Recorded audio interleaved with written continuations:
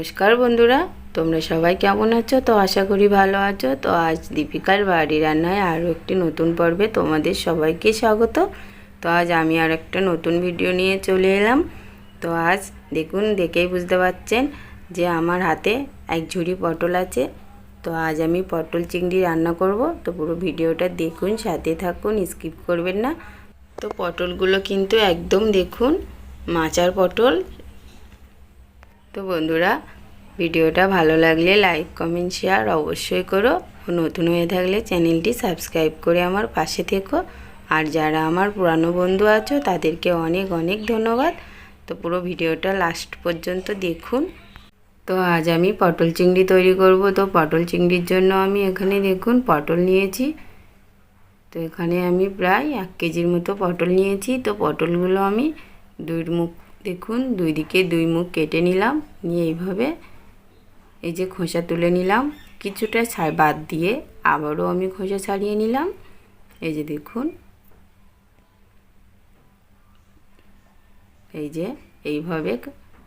তো এইভাবে খোসা ছাড়ালে পটলটা তাড়াতাড়ি ভাজলে নরম হয়ে যাবে না, সেই জন্য। তো আপনারা চাইলে পুরো খোসাটাও ফেলতে পারেন, তবে পটল চিংড়ি করতে গেলে পুরো খোসাটা ফেলে দিলে খুব একটা টেস্ট লাগবে না। তো বন্ধুরা, এই যে দেখুন পটলটা আমি এইভাবে পটলের খোসাটা আমি ছাড়িয়ে নিলাম। নিয়ে এইভাবে একটু কাট করে কেটে নিলাম, মানে এইভাবে একটু ডিজাইন করে নিলাম। পটলটা সমানভাবে না, একটু লম্বাটেভাবে নিতে হবে। নিয়ে বটি দিয়ে কেটে নিতে হবে। তো আপনারা চাইলে এটা ছুরি দিয়েও কাটতে পারেন। তো আমি আরও একটা কেটে আপনাদের দেখিয়ে দেবো আপনাদের বোঝার স্বার্থে। তো এই যে আমি খোসাটা দেখুন এইভাবে পুরো কেটে নিলাম।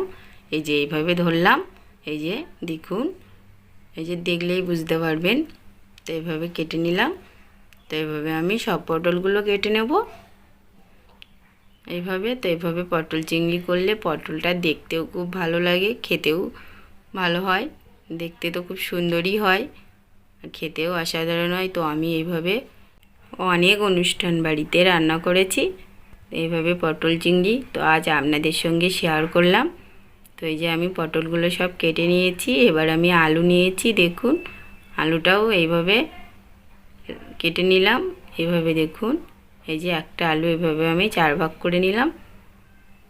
এই যে, তো এইভাবে আলুগুলো কেটে নেবেন, যেভাবে মাংসের মতো পিস হয় সেভাবে। আর এখানে আমি 300 গ্রাম চিংড়ি মাছ নিয়েছি। চিংড়ি মাছগুলো খুব বড় বড় সাইজের। তো চিংড়ি মাছটা কেটে নেব। এই যে দেখুন, বেশ বড় বড় চিংড়ি মাছগুলো। তো আমি এই ভিডিওর মধ্যে চিংড়ি মাছ কাটাটা দেখালাম না। তো বন্ধুরা, এই যে আমি চিংড়ি মাছগুলো কেটে নিয়েছি, নিয়ে আমি পরিষ্কার করে ধুয়ে নিলাম। তো আমি আলু পটল সব ধুয়ে নিয়েছি। এই যে দেখুন,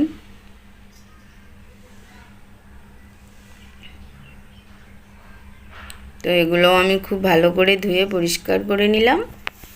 তো এবারে আমি কড়াইয়ের মধ্যে সর্ষের তেল দিয়ে দিলাম। তেলটা গরম করে নেব। তো তেলের মধ্যে আমি এবারে আলুগুলো ভেজে নেব। ধুয়ে রাখা আলুগুলো এক এক করে দিয়ে দিলাম।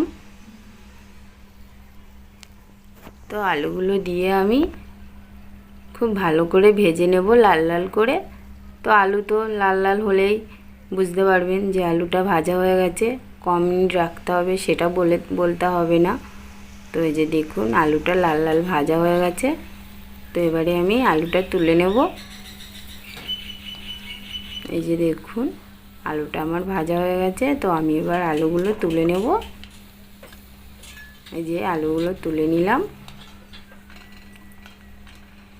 তো এবারে আমি কড়াইয়ের মধ্যে আরও কিছুটা তেল দিয়ে দেব। তো তেলের মধ্যে আমি এবারে পটলগুলো দিয়ে ভেজে নেব। এই যে, তো পটলগুলো দেখুন কি সুন্দর দেখতে লাগছে। তো এইভাবে আমি অনেক জায়গায় এইভাবে পটল চিংড়ি রান্না করেছি। তো খুবই ভালো হয়েছে, সবাই খেয়ে খুবই ভালো বলেছে। তো পটলের মধ্যে আমি এবারে সামান্য একটু নুন দিয়ে দেব। আর আঁচটা আমি বাড়িয়ে রাখবো, কারণ পটল ভাজার সময় আঁচটা সবসময় বাড়িয়ে রাখতে হয়, তাহলে আর পটলটা নরম হয়ে যায় না। তো আমি দেখুন পটলটা দেখুন কি সুন্দরভাবে ভেজে নিয়েছি লাল লাল করে। খুব বেশি তেল কিন্তু আমি ব্যবহার করিনি। তো বন্ধুরা, আমি আমার ভিডিওয় সব সময় তেল মশলা খুবই কম ব্যবহার করি।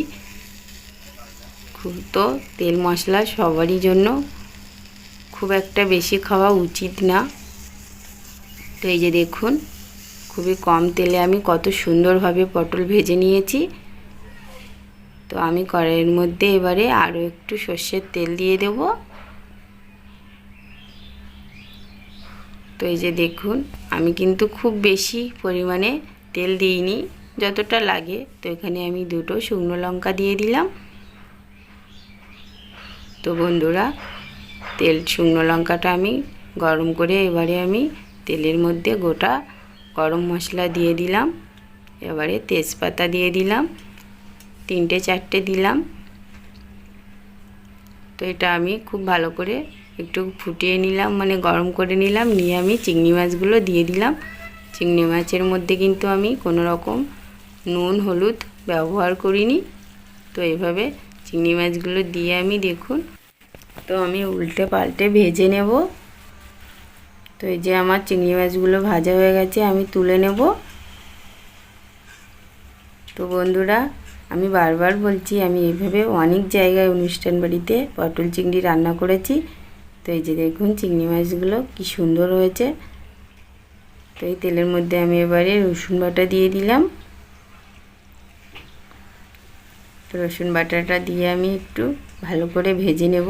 তো তেলের মধ্যে কিন্তু রসুন ফোড়ন দিলে খুবই ভালো গন্ধ আসে আর খুবই ভালো হয় রান্নাটা। তো সেই জন্য আমি রসুন দিয়ে দিলাম আর এখানে পেঁয়াজ বাটা দিয়ে দিলাম। তো আপনারা চাইলে রসুন পেঁয়াজও না দিতেও পারেন। তো এটা পেঁয়াজ রসুনটা অ্যাভয়েড করতে পারেন। তো আমি এটা এইভাবেই পটল চিংড়ি আমি রান্না করে থাকি। তো আমি প্রায় 1-150 লোকের রান্না প্রায় আমি করেছি। তো সেই জন্য আমি আপনাদের সঙ্গে এটা শেয়ার করলাম। বেশ ভালো হয়েছে, খেয়ে সবাই ভালো বলেছে। তো এখানে আমি আদা বাটা দিয়ে দিলাম আর এখানে নুন দিয়ে দিলাম।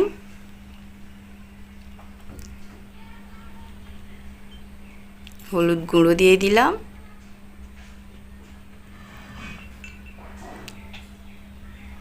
আর একটা টমেটো আমি বেটে নিয়েছি, টমেটো বাটা দিয়ে দেবেন। তো আপনারা চাইলে টমেটো কেটেও দিতে পারেন।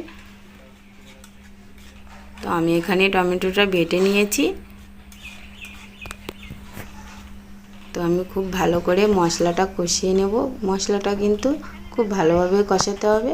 তো যতক্ষণ পর্যন্ত তেল না বেরিয়ে আসবে ততক্ষণ মশলাটা কষাতে হবে। তো এখনও এই যে দেখুন পুরোপুরি তেলটা কিন্তু চলে আসেনি। এই যে দেখুন। তো এবারে আমি ওপর থেকে কাঁচা লঙ্কা দিয়ে দিলাম। তো এবারে মশলাটা আমার কষানো হয়ে গেছে। তো আরও একটু রাখবো আমি মশলাটা কষানোর জন্য। তো এবারে আমি এই যে দেখুন ভেজে রাখা আলু আর পটলগুলো দিয়ে দেব। দিয়ে আরও কিছুক্ষণ ভালো করে ভেজে নেব। এই যে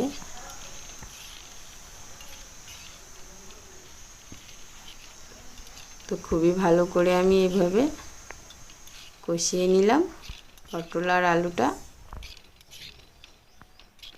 তো এবারে আমি ভেজে রাখা চিংড়ি মাছগুলো দিয়ে চিংড়ি মাছগুলো দিয়ে আমি এবারে খুব ভালো করে আরেকটু ভেজে নেব।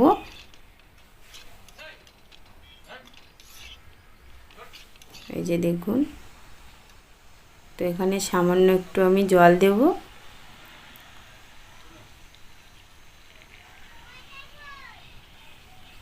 খুব বেশি জল না, সামান্য একটু জল দিয়ে কিছুক্ষণ রেখে আমি আবারও কষিয়ে নেব।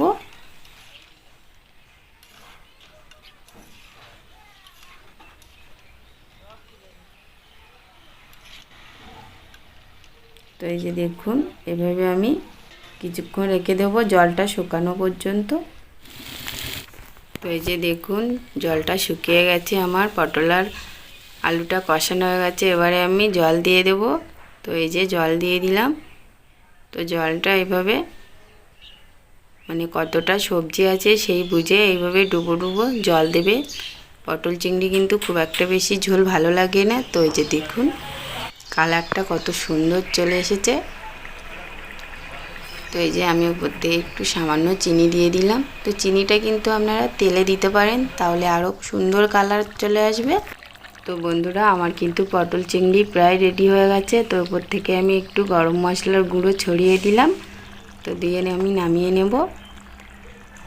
তো এই যে এবারে দেখুন, তো খুব বেশি কিন্তু আমি ঝোল রাখিনি। তো এবারে ফুটিয়ে আমি এবারে নামিয়ে দিলাম। তো এই যে দেখুন পটল চিংড়ি আমার রেডি হয়ে গেছে।